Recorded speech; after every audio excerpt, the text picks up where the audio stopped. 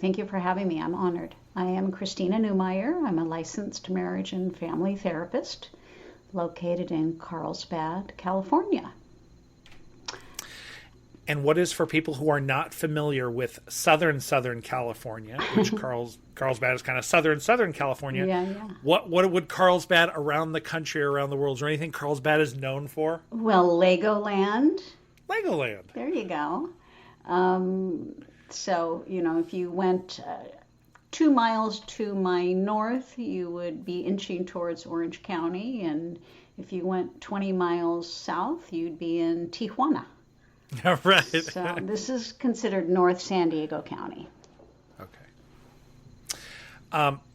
Well, I guess we could start with where I did not find you looking for therapists or find you looking for counselors.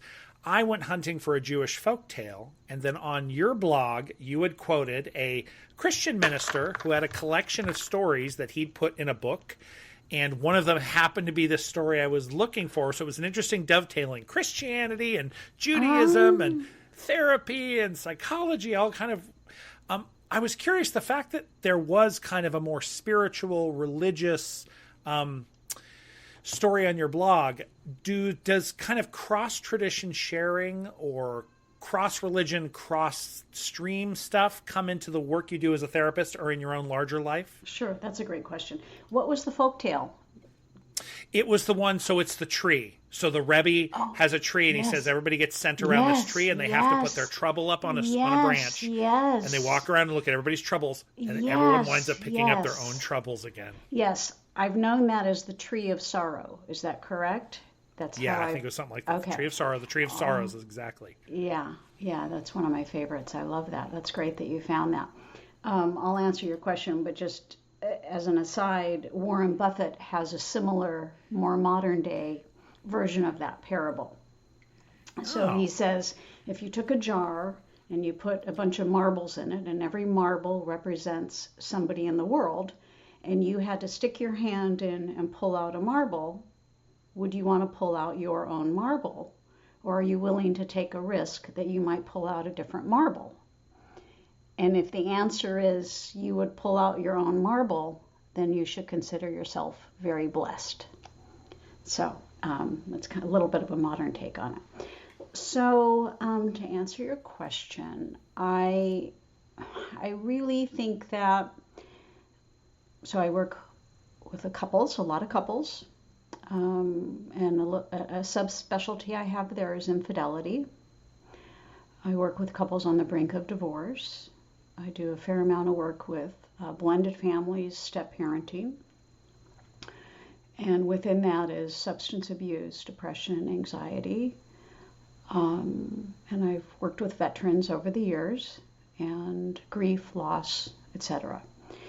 So with my coming up on 4.5 decades in the mental health field, it feels like a natural intersectionality, to use a big word, of religion, philosophy, psychology.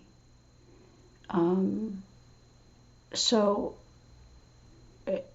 it became apparent to me when, if I'm working with a couple, for example, where they're trying to heal through infidelity and stay together, as most couples choose to and want to stay together, contrary to popular belief, I think something to the tune of 90% of couples that experience infidelity will continue to fight for their marriage.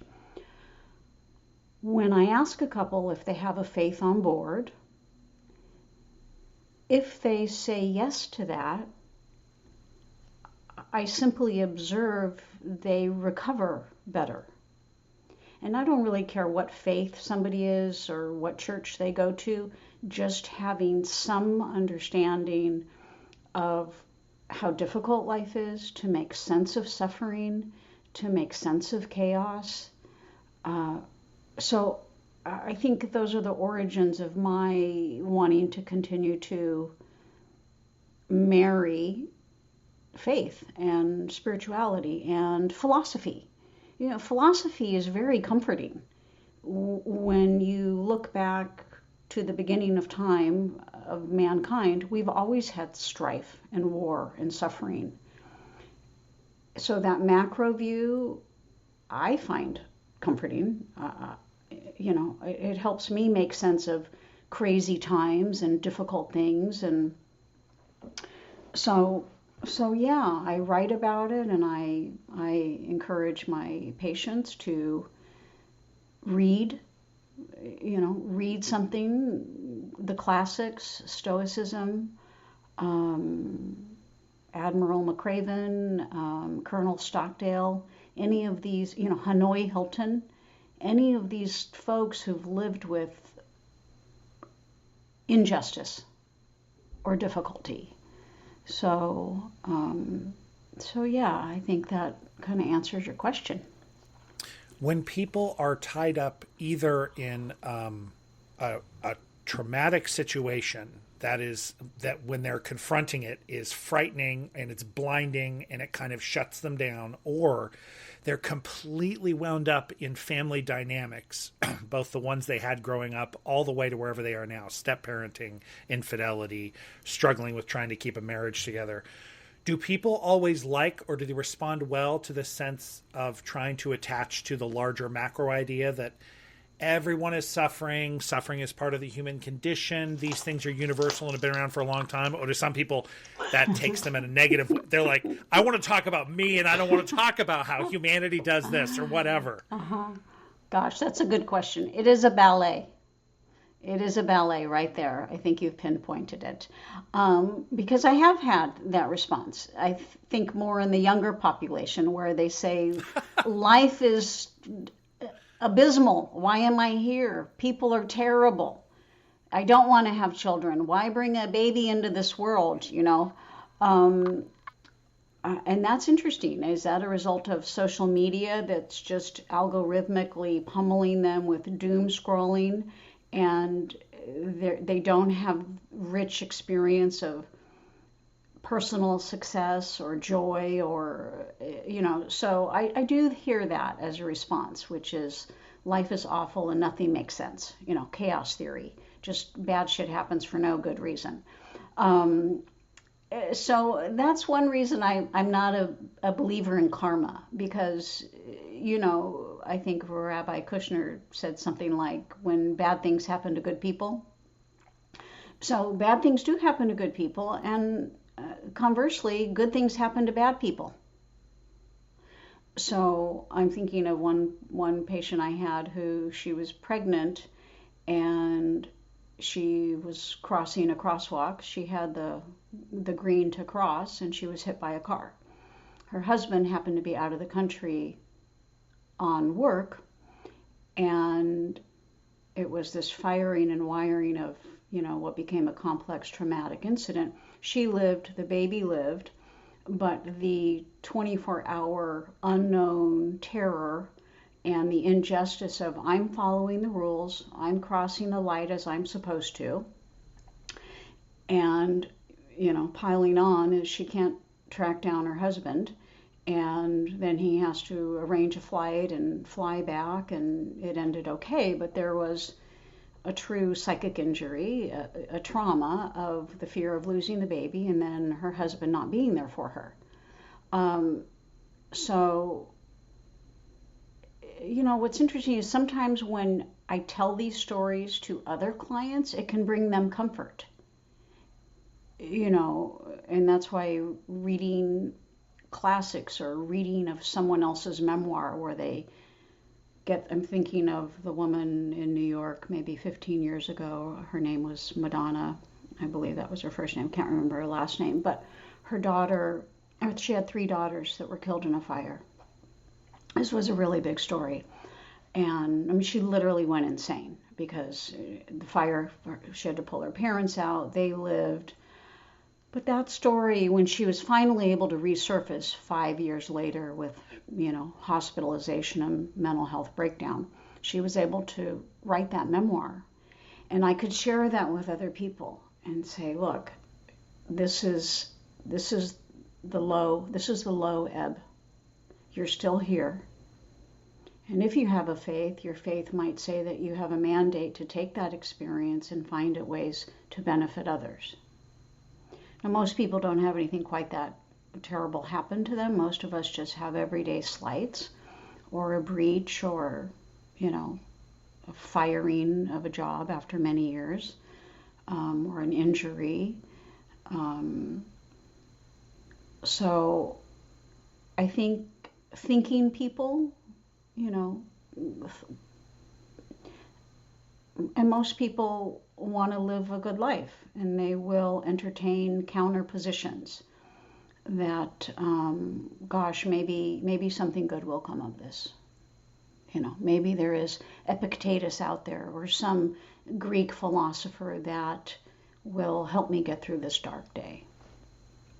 So, is there something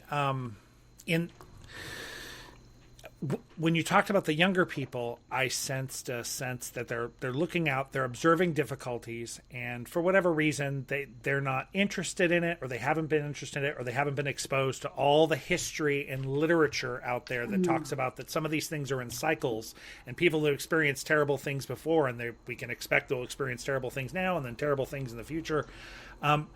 Is it just getting down, depressed, and feeling like everything's crazy, or is it losing agency? How much does agency, losing control after a trauma, I didn't control this situation, what can I do here? Is it the loss of agency that causes them problems? That's a good question. Well, I think for that reason, I'm really happy to see the influx of the bro manosphere as we know it, the Jockos and the Navy SEALs, and some people hate it. I know. The Joe Bros and the Petersons, etc. Putting the political leanings aside, I think what they do, like Chris Williamson talks to young men, I think, really well. And he's identified for himself. I mean, here he is, this really good-looking, studly guy, and he had success as a DJ in London, and he's able to speak to his audience in a very vulnerable way about his own dark days, his anxiety, his depression, and he makes reference to what he's coined the lonely chapter for men. And so I think I'm grateful that we have this ongoing dialogue. Now, can there be the swing to the other side where we're marinating in the, toxic positivity, or we're all mentally, diagnostically meet some criteria? Absolutely, for sure. For sure we can do that too. The pendulum swings both ways. And, we have a gender gap between boys and girls, males and females. Males lead in suicide, academic failure, hopelessness. Young men are having less sex. They're fearful about the rules of asking a girl out. Girls report to want to be asked out, but boys have had a certain amount of they've been dissuaded from honoring some natural masculine psychology. So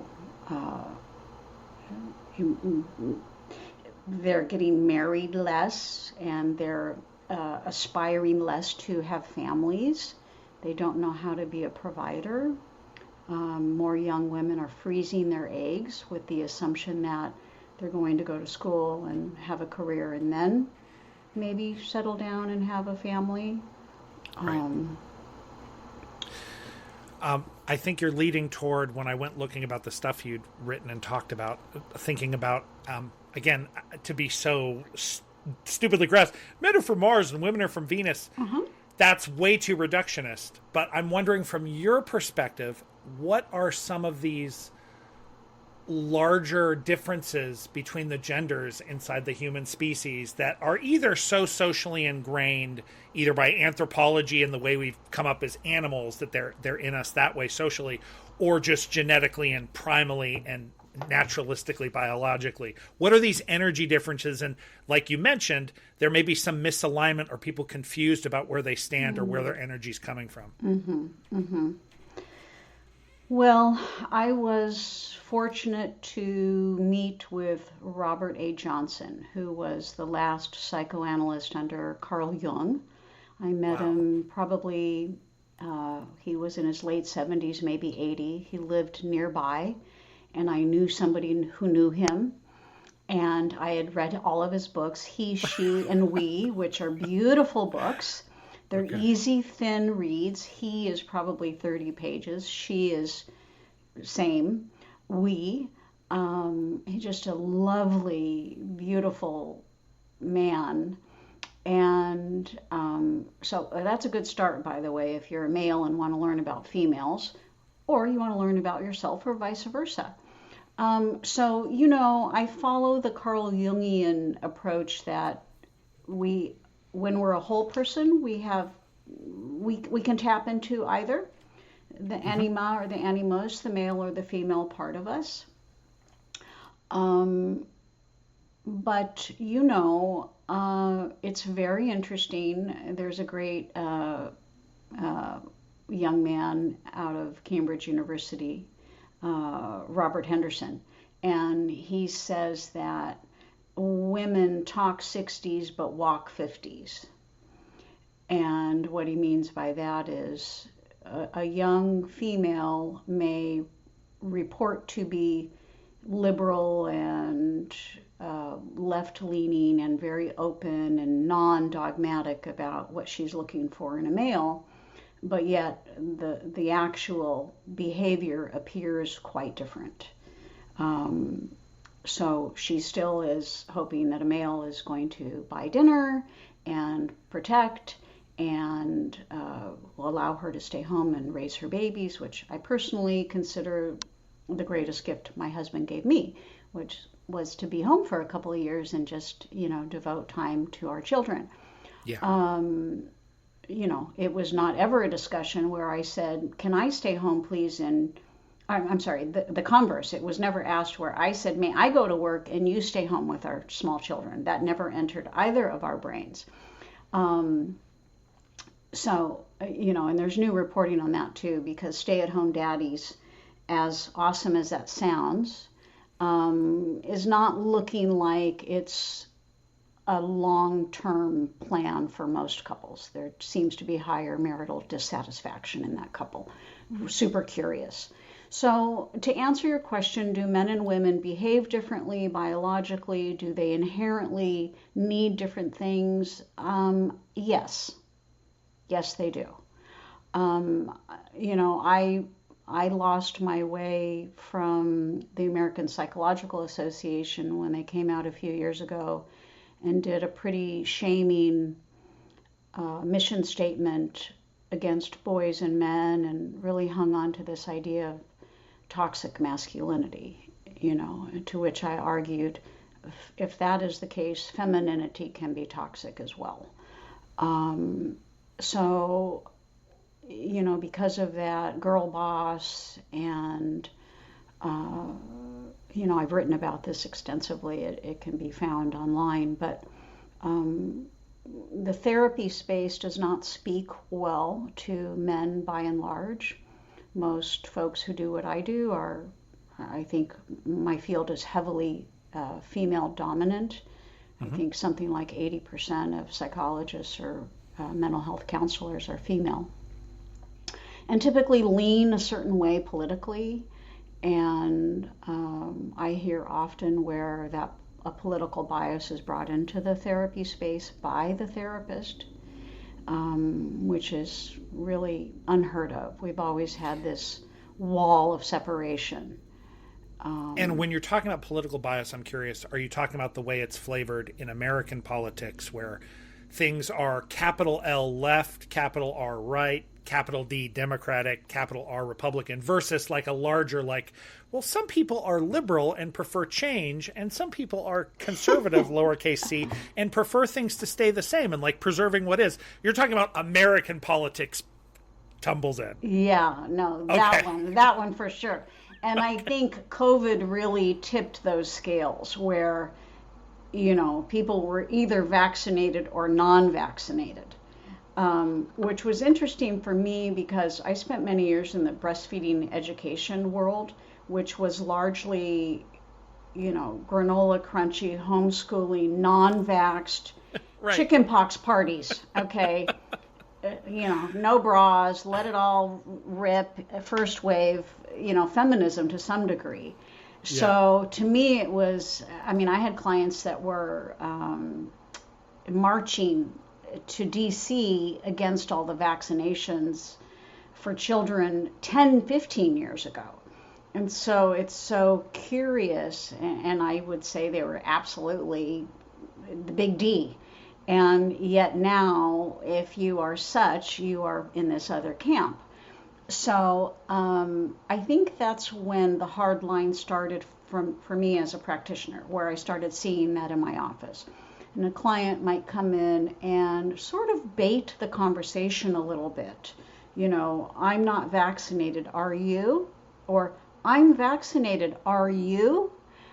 And it just happened again yesterday in my office with current cycle in the news. And every time there's a news event, that will trickle into my office. Appropriately so, because they live in the real world. They are impacted by the news cycle.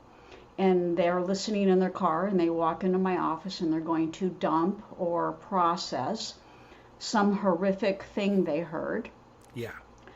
And then there might be eyes on me, and how do you feel about that, Christina? So I become a bit of a judo tai chi master where I bob and weave and want to talk about you and how you are impacted. So, but I don't want to lose the thread on the male-female dynamic because, I'm a family therapist. And at that fundamental core, I believe in the value of family, whatever that looks like. Whether you are gay parenting, or you're a blended family, or your grandparents raising your grandchildren. That to me is family. Okay. When I see that fracture sociologically, I see the downstream of that. And I'll give you an example. During COVID, okay, I had 11 people in my office, 11 from one family. There was... All at once? So you had like a conference room therapy session? I had three couples on Zoom.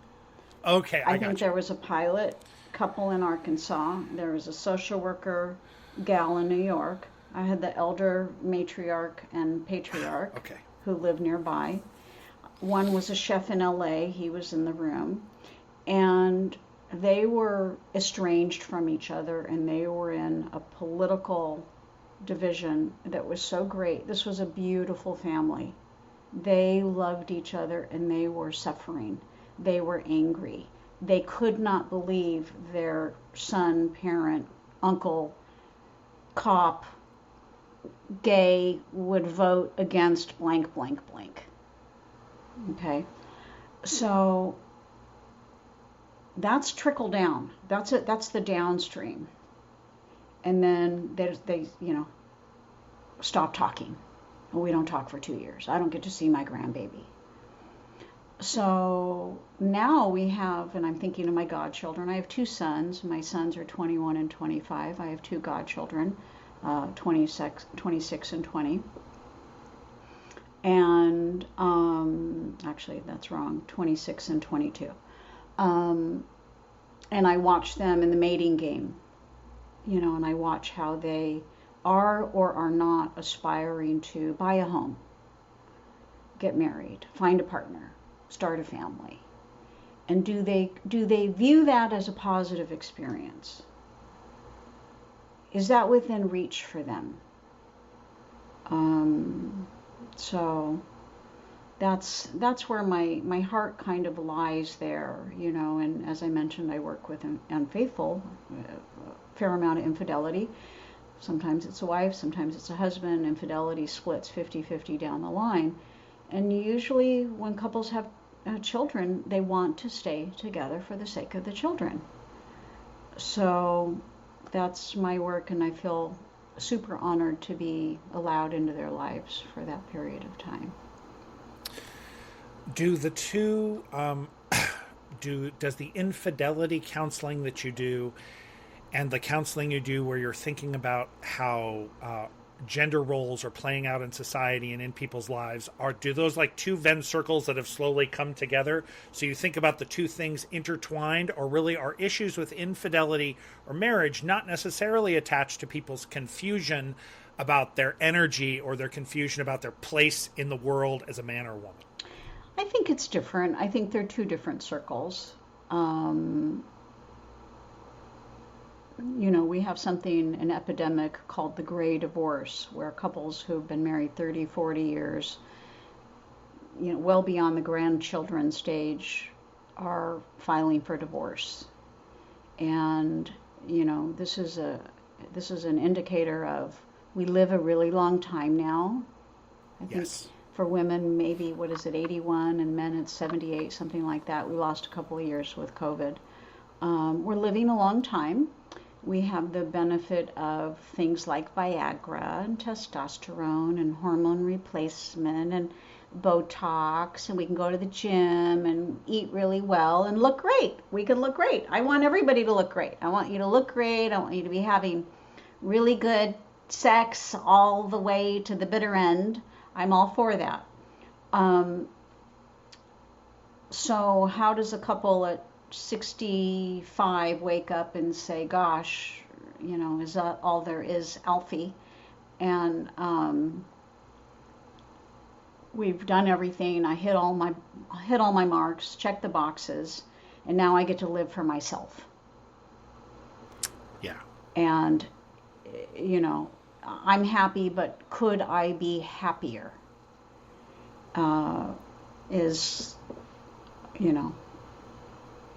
That's the thief of joy. If I were to rename the thief of joy today, I would say it's that. I'm happy, I'm content, but might I be happier? Well, we could always be somewhat happier. There's a new thing called FIRE. I don't know if you've been introduced to this, but it's Financial Independence, Retire Early. I see this online, on Reddit. Yeah. It's super interesting because, it used to be folks worked till they're 75, 65, 70, retire. And we always knew that couple of years after retirement was a vulnerable stage, because I'm losing my identity, I'm losing my purpose. Now I'm just sitting home with Fred or Ethel every night, and it's not all that exciting. And those used to be our highest suicide categories. But now what we have are folks in their early 40s. I have these folks in my practice that are able to really stop working at 40 years old, 45. And it's interesting watching them navigate what to do with themselves. Yeah. What do? I don't have to, I get to do anything I want. It sounds great on paper, but that's a hard leg. How do I bridge, is it good works? Is it raising my children? Is it a new career? Do I have another chapter in me? So since the beginning of time, a lot of this is new. This is very interesting. At my heart, I'm curious. So this is new stuff happening. We're making the ship as we're sailing it right now. Brendan. Is that exciting? So that's fascinating, because I was going to ask you, what's alive for you in therapy today? And I think you just led me to a possibility that you sound a little alive about the fact, as you said, it's interesting to watch this thing happen that I think maybe's never happened before, at least hasn't happened in this culture. So is that fun, or do you get judgy and horrified by how quickly an established pattern can sort of be knocked out? Yeah, no, I don't get judgy. Okay. I don't get judgy. I feel lucky to be alive, where we now get to choose a partner just because we want to. If we are living in non-religious, secular circles, we get to pick. That's a good thing. That's a boon and a bane. And I often cite that in cultures and countries where roles are more defined, they actually have higher marital satisfaction. Think of Latin countries, India, which still has arranged marriages in many parts. We have a joke, which is they don't take their temperature every 3 minutes. They just know they're in it for the long haul. Okay? And that has value. That has value. So I don't get judgy. Is whatever's happening in these situations of people deciding that what they want. So it's interesting. I had it last week. There was a young man who was talking to me, and he talked about the fact that he's skeptical that there's your real self. Everybody's always self-discovery. Mm-hmm. Discover who your real self is. Uh-huh. And it was interesting because in some of the Eastern traditions, people have the impression that it's no self, but it's really just you need to understand this thing may not be permanent, but it's still there, but it's just not permanent. You can't hold it, your real self. So this idea that you can get to your absolute calling, you can find your perfect mate, you can have your perfect job, you can discover who you are and that everything will be okay. Let me ask, for you as a therapist, how is that idea good? You like it, or do you have skepticism surrounding that idea? Well, it reminds me of, the worst thing I think Oprah ever said was, follow your passion. Because jobs that pay the best are the least sexy. And maybe younger folks want to be influencers, or they want to be sitting on yachts, or they want to ski in, the Alps. I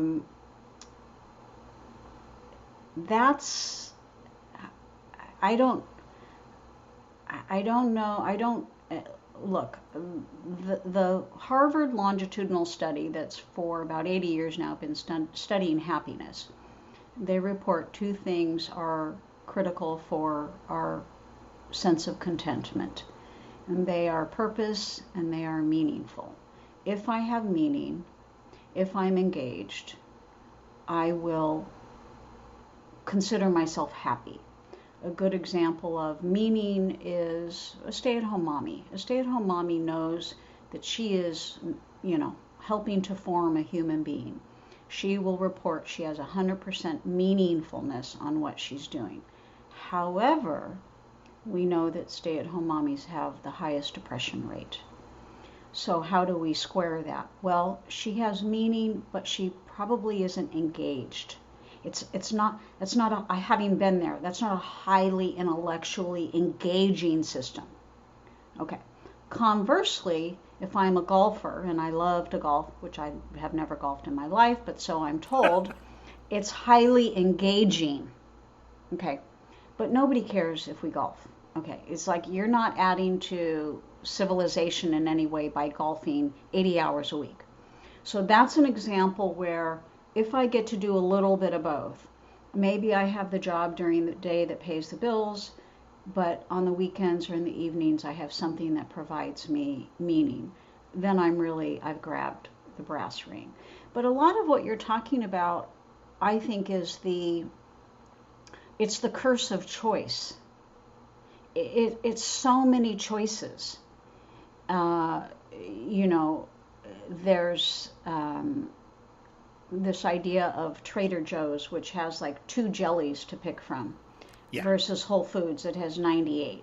And they've studied and observed folks picking a jam at Trader Joe's and a jam at Whole Foods. And Whole Foods, it actually becomes overwhelming. There's too much choice. Trader Joe's, you've got this or that, you grab it and go. So I think sometimes we suffer from the curse of too much. Do you see your therapy? It sounded like in some of your bio that you sent me, and in some of the stuff I saw. Do you feel like you're steering from a therapist position of sort of diagnosing and treating and helping people work through difficult situations? And do you like the idea of positive psychology and life coaching and things like that, where you could be working with people who are functional, but want to be more functional. So I'm functional, but I want to thrive. Do you have a sense which way you'll lean in the coming time? Yeah. Well, that's a great question. So I am trauma certified. I am a trauma specialist. So I have really enjoyed my time working with veterans and meeting with men and women that have worked in all campaigns over the years. And in a lot of ways, that feels like the calling for me is that particular population. I think as a person first, I have to be aware of my own cup and measure my caseload in a way that is evenly balanced for me. So I can do a little bit of what you're talking about there, which is the worried well, which horse should I buy this Christmas? Versus, I've just survived a terrible, terrible trauma. And, both are very rewarding, to be fair, to be honest. Couples work is difficult. Infidelity is a long journey. So, I want to keep I like the buffet model of just a little bit of a lot of that. I love working with young college students. They're excited. They want a bite of the apple. They're taking on life, but maybe they've had a hiccup with, a panic attack in an intense environment or something. So I'm lucky. I get to do a little bit of all of it. And we haven't talked about, and you did again mention this in your thing about the trauma certification and working with people who've experienced trauma in war zones or intense disaster situations, whatever they're experiencing, and whether that's violence or just stress.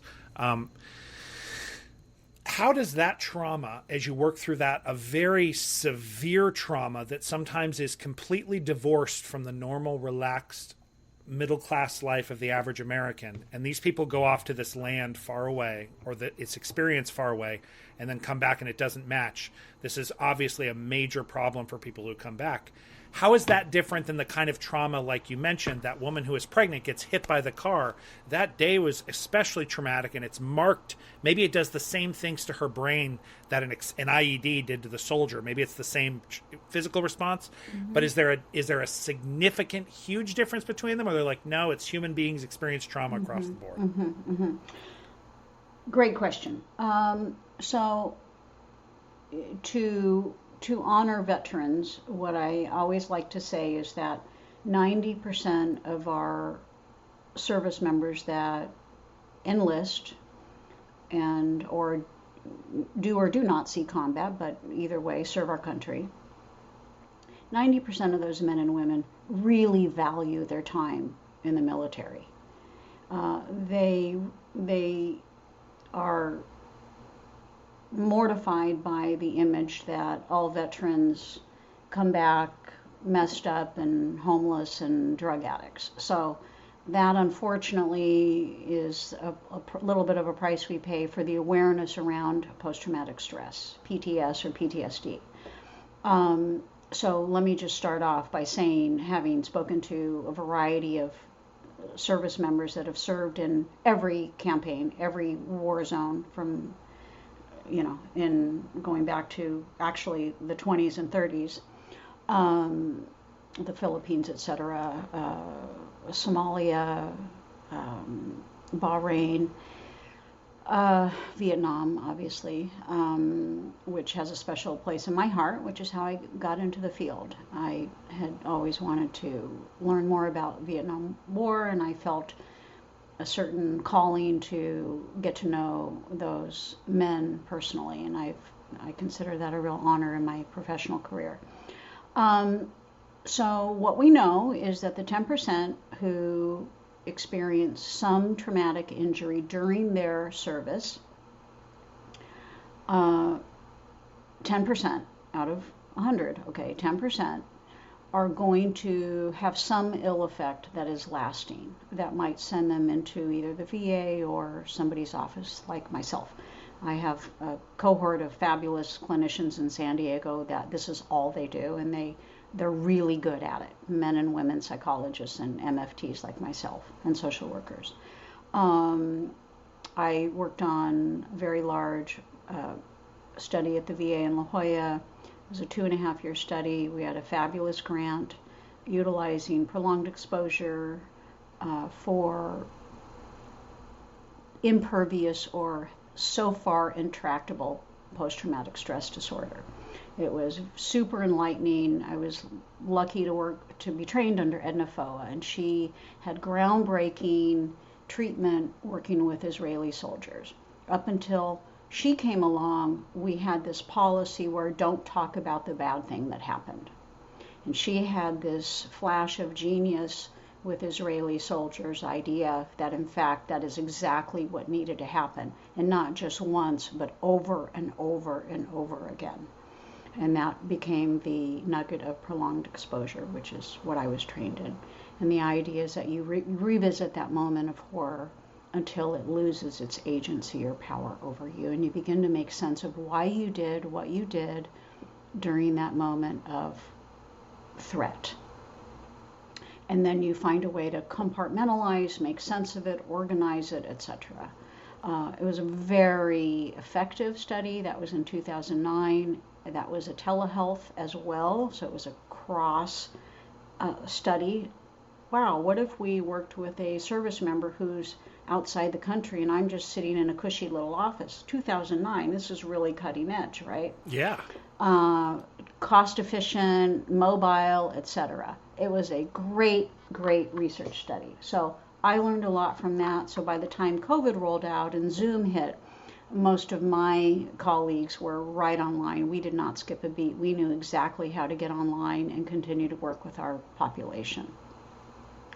So the civilian that has a traumatic, terrible, horrific thing happen to them, what seems to be a marker for their recovery is whether they had had a prior traumatic event or not.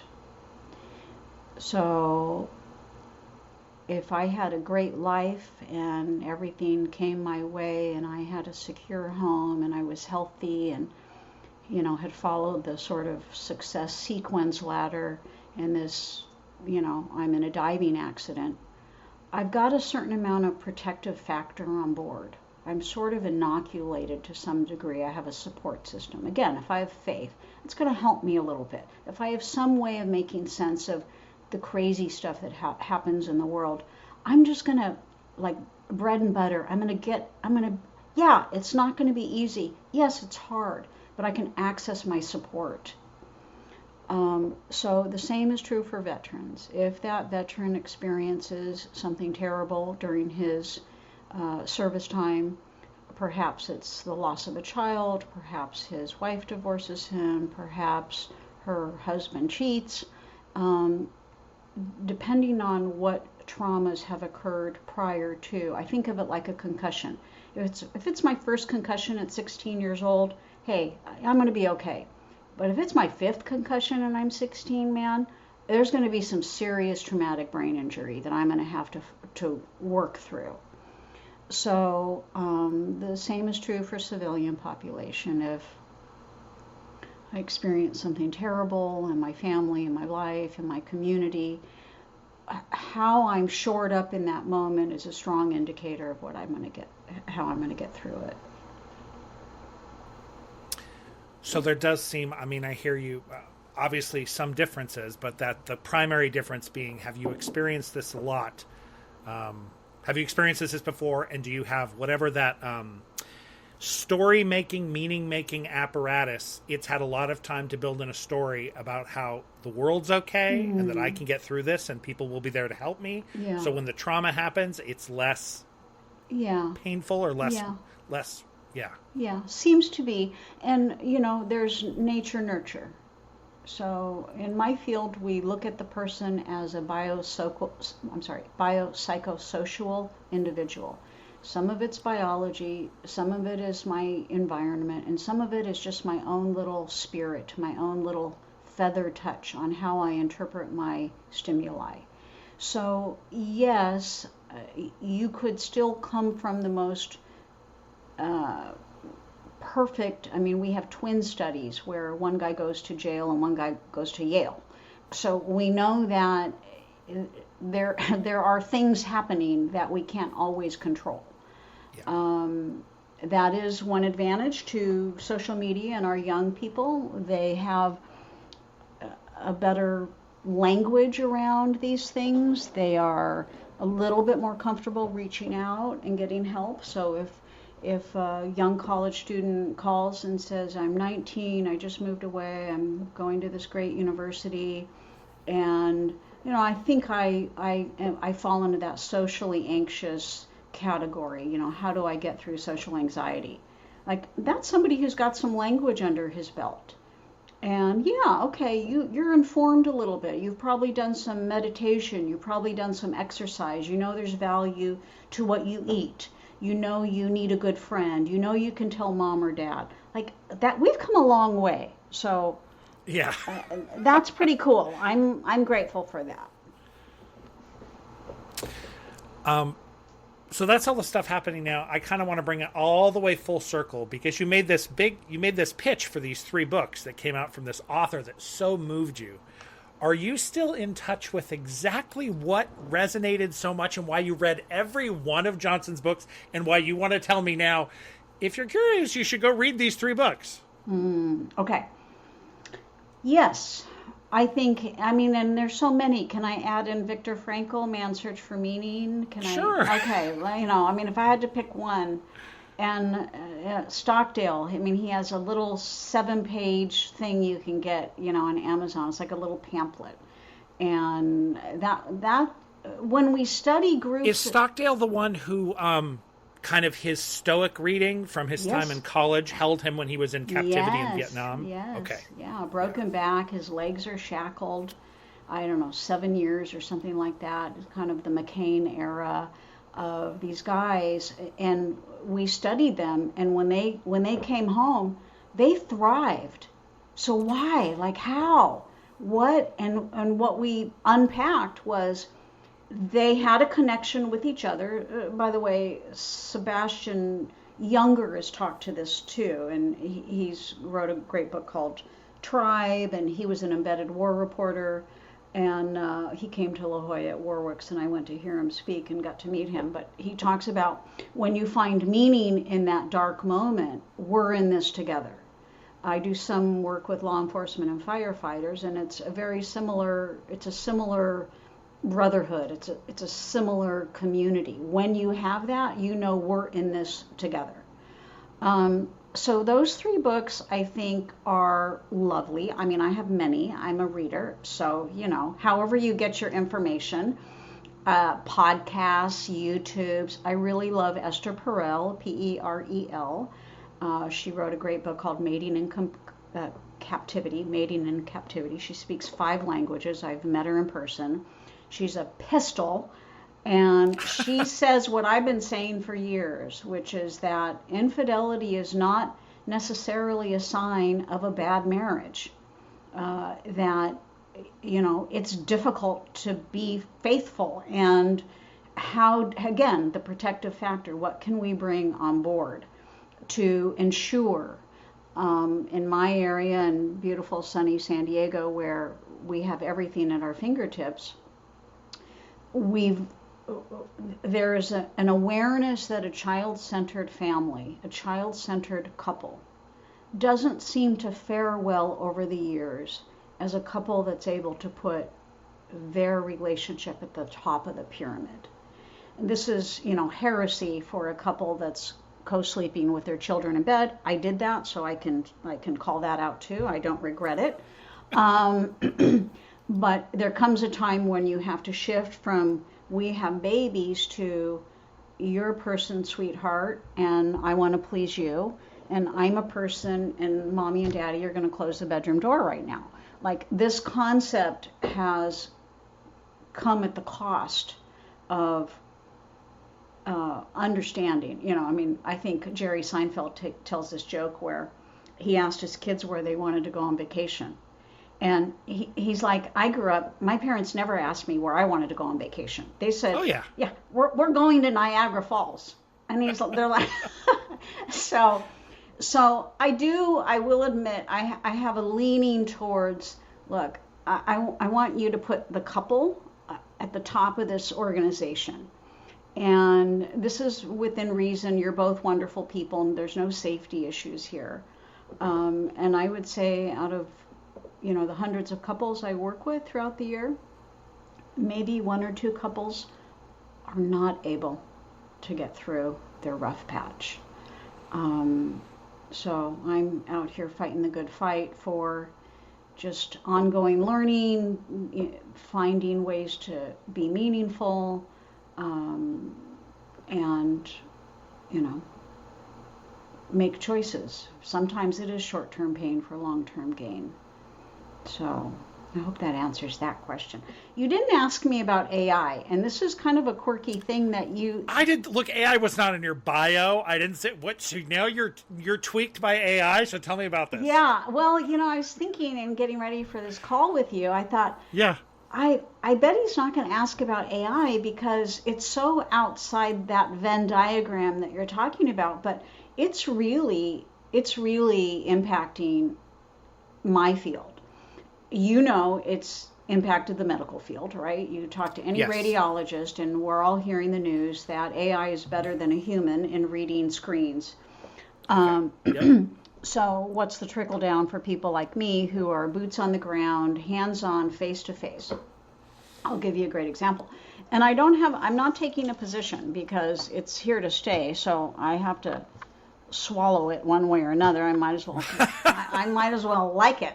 I'll give you an example. I had a mom call me last week, and she said, I just discovered my daughter has an eating disorder, so I asked AI how I could talk to her about that. Okay. And she read it to me, and it was spot on.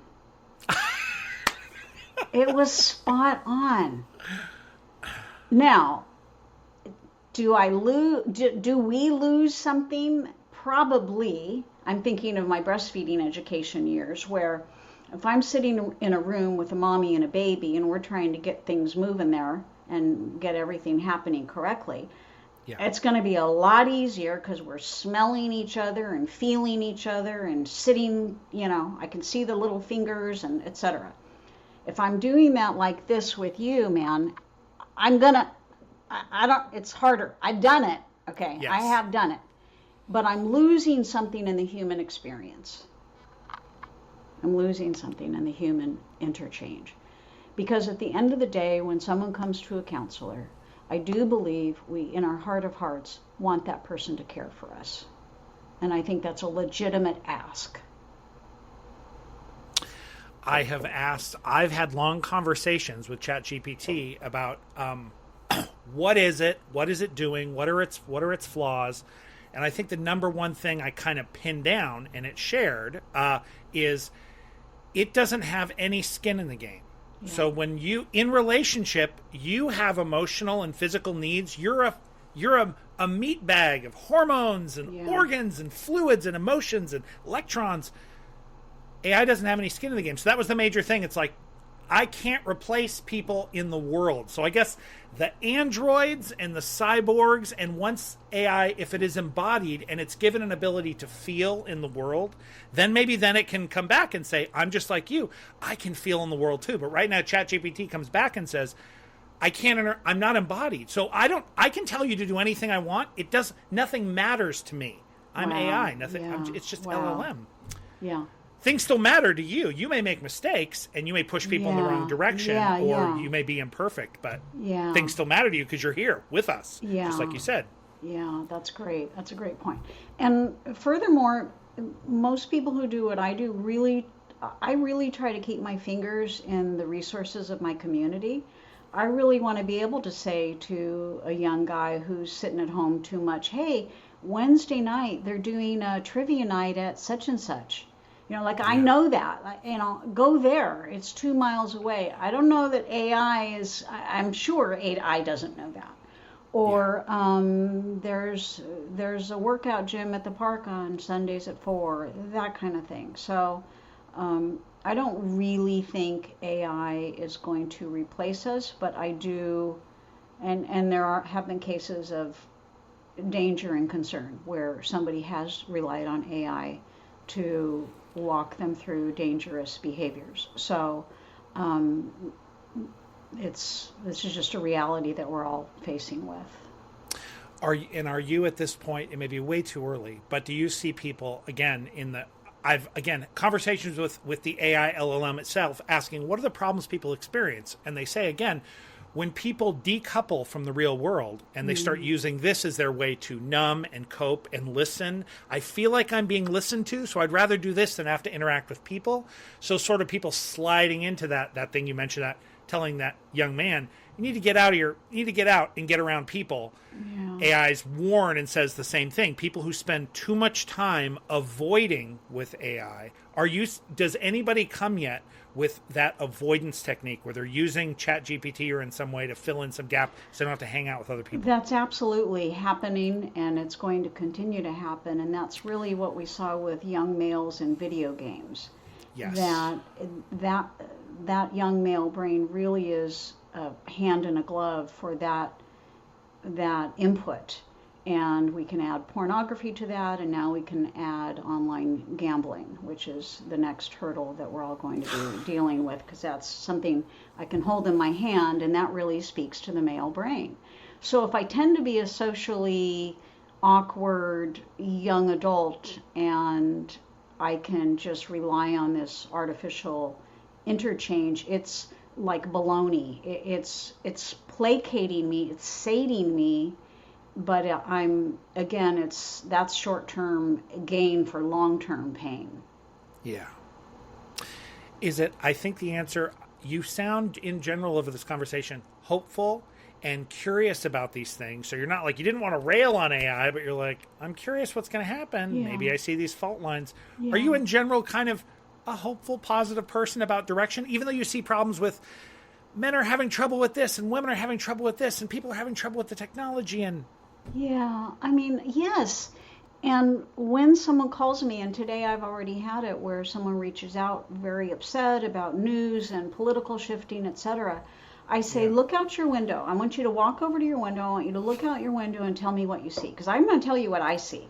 Okay, I see a really pretty rose that's trying to bloom. I see a young mommy walking her little baby in a little wagon. I see someone with a dog down the street. I see blue sky. I see people stopping at the stop sign. We've got to find a way to, how is my space? And my space is great right now. And if you are somebody who's politically called, then you need to take action on that. If you want to be a letter writer or a financial donor or a marcher, that's what your cup is telling you to do. But if it's creating dysfunction for you and you cannot sleep, okay, and you are terrified at 2 o'clock in the morning, we've got to downshift or remove some things from your life that are keeping you in fight or flight. We cannot live on razor's edge fight or flight. We have to off that in some way. So I'm very positive. Aren't you? I still take action. There are certain times when I feel like the emotional, I think America, you have the things you worry about, and I worry about those things too. My overall worry is people are no longer engaging in this cliche. They're no longer engaging in civil dialogue with people they disagree with. They've decided, like, again, the things they've done in their families, with their dysfunctional families. I don't talk to Uncle whatever because he has this opinion about something, or he thinks this about that thing. So people are like that with everyone in their community. Yeah. And so that worries me, that people aren't talking with people they disagree with, and they can't hold that space. Yeah. There's a group called Starts With Us, and this is exactly what they work on. They try to get people from all spaces and belief structures and they create civil discourse. You know, I grew up with grandparents that constantly politically argued, and nobody thought anything of it. It was a normal, Right. it's always been Yeah. that way. Grandma always thought this, grandpa always voted red. You know, I mean, it's always been that way. Yeah. I think of James Carville and Mary Madeline. I mean, this is politically opposed people. It never should have come to this. And at some point, we have to say, I wonder if we're being manipulated. No. No. What are you talking I mean, about? No. does that sound conspiratorial? Like, Yeah. we're, That's crazy talk. yeah, someone's toying with us because I really liked him until I knew he voted that way. And That's right. I just listen, no relationship is worth that. You get a cancer diagnosis, who are you going to call? You're going to call the president? You're going to call your mayor? You're going to call your mom. You're going to call your brother. You're going to call your daughter, your aunt, your uncle, your best friend. Like, it's not okay. We cannot turn against each other. So I hear you on that. The other thing I'll add to that is that Yeah. San Diego is a very transient county. And I don't know where you are, if it is similar, but we kind of move around as Americans. We move around a lot. Yes. And I see couples where there's literally no biological relative in our area. That is not how we're supposed to be raising children. That's not how Lucy's going to bring me chicken soup when I'm vomiting Friday night at 10 o'clock and husband is working 2 shifts back to back. So the person that's super good at simulating relationships and diving in and saying, hey, I need help. I just moved here. Can we walk together? Want to see a movie? Like, those people, they do okay. Yes. Many years ago, there was a great book called Bowling Alone, and he essentially predicted this. I think he was a Harvard professor. And the loss of bowling clubs was sort of the canary in the coal mine. The no more Friday night bingos, the no more Sunday potlucks, no more going to mom's on Sunday for dinner. Because Right. everybody's, and now we've divorced and remarried, and there's the girlfriend and her kids and blah, blah, blah.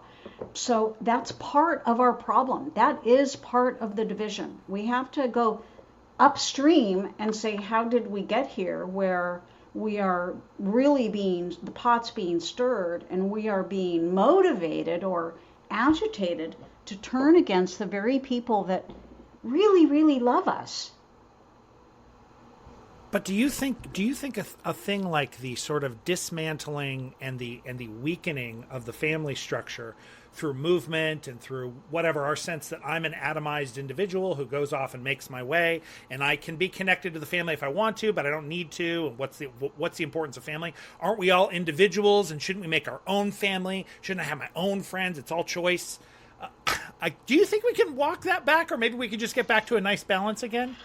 I don't know that we can walk it back. I think that the religious communities are going to keep making babies and have families and honor their values, and the secular folks are going to go down to antinatalist 1 baby or 0 babies, and pretty soon we're going to have a topsy-turvy inversion, and I don't know that that's healthy either. It's really nice to have a pluralistic society where we have a mix of ideas and it's heterodoxy, and we like everybody for however they're rolling, but we understand there are some, I don't need a class to tell me I'm supposed to love somebody who looks different than me. I never needed that class. Okay. I've sat through hours and hours of diversity training for jobs. I never needed that. Okay. I was raised like a normal, good person. I was in Malta. My grandmother's from Malta, and most of my family is Maltese citizens, and I was in Malta in April. And when you walk the streets of Malta, gorgeous, gorgeous country, small rock in the middle of the Mediterranean. Yeah. In the morning, all the men are drinking little coffee cups or little espresso. Old men, young men, and they're starting their day, and they're just outside. And then at the end of the day, again, men are out, they're sitting on a curb, and I posted a picture of this on my LinkedIn and wrote about it. There was this empty street, and there were 2 men sitting next to each other, maybe 50, we'll say. Yeah. And this whole empty street, and they're sitting on the curb talking. And one guy is leaning into the other guy with like his elbow on his leg. And they're talking and laughing. They were not lovers. They were friends. Right. And it was so moving to me because they have a sense of community. They are connecting. How was your day? How's your kid? How's your wife? Where are you going next week? And I came home and my heart hurt. My heart hurt. Because I come home and I pull into my driveway in my garage and I close my garage and I want to be left alone, honestly. I'm tired. Sure. Okay. Okay. So I'm blessed because I have the personality where I will reach out. I will walk up to a woman that I think looks like she's got it going on and say, hey, can we get together? I want to pick your brain. I have an idea. I can do that. I really learned how to do that, though. If you tend to be more quiet, you have to really force that. Yes. And whatever create a community. We have the Mankind Project, which is wonderful for men. They do amazing work. If you don't have a church, find a church. Okay, if you just don't absolutely want to do church, find something. Make a group. Right. To create your own thing. I know a lot of older gentlemen go to a coffee shop down the street every morning at 7 a.m. And these are, old farts, whatever. Yeah. I don't know what they are, 50 to 75. And wonder if that's how they start their day. That's how it should be. And you need to be honest with those people, and they need to have their finger on your pulse. And that is the resiliency factor. Used to be a great book still around called Playing a Poor Hand Well. And that's what the research showed. Can't remember, his first name is Mark. He's a psychologist from San Diego. But he used to say, if a child in the most depraved environment or situation has one person in their corner, one person, their resiliency factor goes up by like 75%. And I mean, is that hard to have one person? Apparently it is. Did you, I feel like I saw somewhere that the numbers between people who said, who is super close? Do you have a person you talk to who is super close? And I've heard that the number in some situations is approaching 0. Yeah. So when you ask adult Americans, do I have a person who's my confidant I'm super close to? They say no, 0. Yeah. How hard is that on your nervous system? Yeah. And all the more important for men, because women intuitively, we have a brain. You asked about the difference in the brains. 100%. Yeah. The female brain is a gatherer brain. The male brain is a hunting brain. And, I'm a widow of 4 years now, married 25 years. And I had an amazing support system. Women who become widowed do pretty well. Men who become widowers do very, very poorly. I've watched this, yeah. You've watched it. So we're trying to bust through that, take that to again, another protective factor. So yeah, having that one person, and knowing that, I think modern day stats show that a couple gets 15 minutes a day together. 15 minutes of meaningful quality time. Okay, well, if that's the magic number, let me work for that. I want to hit that. Some couples don't get that. Right. So if I say you need to hit 15, okay, we'll work on that. What does that look like? We put the kids down, we walk in, sit down at the kitchen table. Or is it 11:45 every day I call you and we both walk outside? Like, you've got to get creative. We've got to start to make that happen for us. Nobody's spoon feeding us this healthy lifestyle. I'm taking a class right now called Lifestyle Medicine through Harvard Medical Extension. And we're learning all about heart disease and hypertension and the connection to, like, how do I get to be the person who's 80 and still walking down the street and, getting my own groceries and going to the theater? Like, how do I get there? Yeah. And we know how to get there now. We just have to do it. So we've got the advice. To close, would you tell me, is there a place where do you blog or where do you write or where do you express yourself the most out there in the world? Thank you for asking. So Sure. I have a pretty steady media presence, both LinkedIn, my professional Facebook page, my Instagram page, my website. So I try to feed that with a relevant blend of science, research. We do have science on how to live well. We do Yeah. have science on what a happy couple does versus the couple that ends up divorced and unhappy. We actually know what we're shooting for. So between the Facebook and the LinkedIn and the Instagram, Christina Neumeyer, Neumeyer, I think people can find me.